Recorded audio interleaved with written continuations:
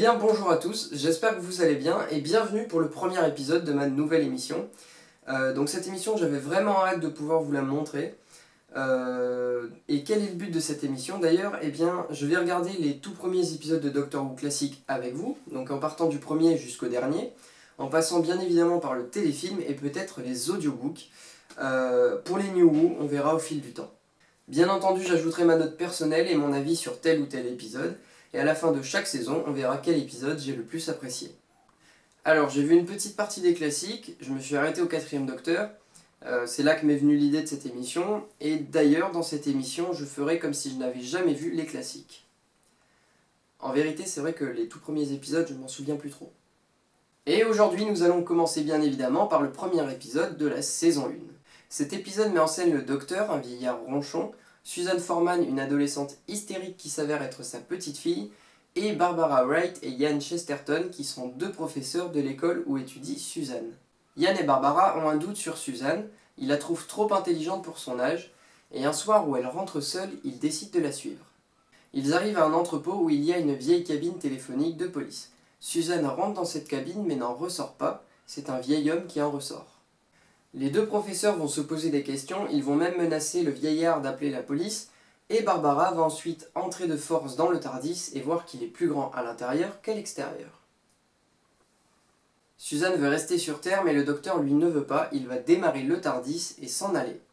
Ils arrivent à une époque et à un endroit différent de celui qu'ils ont quitté, Ian ne veut pas y croire et cherche des explications logiques. Quant au docteur, il est inquiet à propos du TARDIS car il n'a pas changé de forme. Le docteur s'éloigne pour faire des prélèvements, et ensuite il va être observé par un homme des cavernes qui va surprendre le docteur en train d'allumer du tabac dans sa pipe. Ian, Barbara et Susan vont partir à la recherche du docteur un peu plus tard, mais quand ils vont le retrouver, ils vont être enfermés tous les quatre. Ils vont tenter par tous les moyens de s'enfuir. D'ailleurs, la chance va leur sourire car une vieille dame va les aider à s'échapper.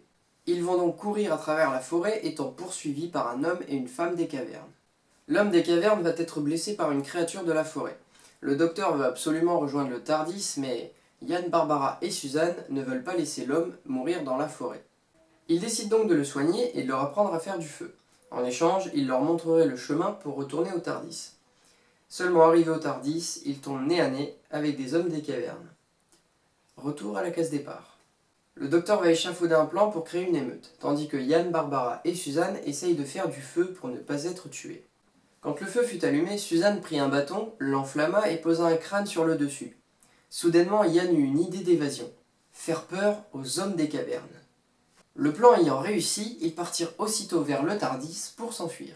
Donc voilà pour le premier épisode. Je lui attribue la note de 4 sur 10 car j'ai beaucoup aimé les deux premières parties, mais les deux dernières un peu moins. Car le fait d'être kidnappé et d'arriver à s'enfuir, puis d'être re-kidnappé et de s'enfuir à nouveau, je trouve ça un peu répétitif à la longue et c'est pour ça que j'ai moins aimé les deux dernières parties, mais sinon dans l'ensemble il est très bien. Donc voilà, c'est la fin de ce premier épisode, j'essaierai d'en tourner d'autres assez souvent. Dites-moi ce que je devrais améliorer, et d'ailleurs si vous avez vu cet épisode, n'hésitez surtout pas à me dire dans les commentaires ce que vous en avez pensé. Sur ce, n'hésitez surtout pas à liker, partager et commenter, et vous pouvez même vous abonner si vous voulez suivre les prochains épisodes.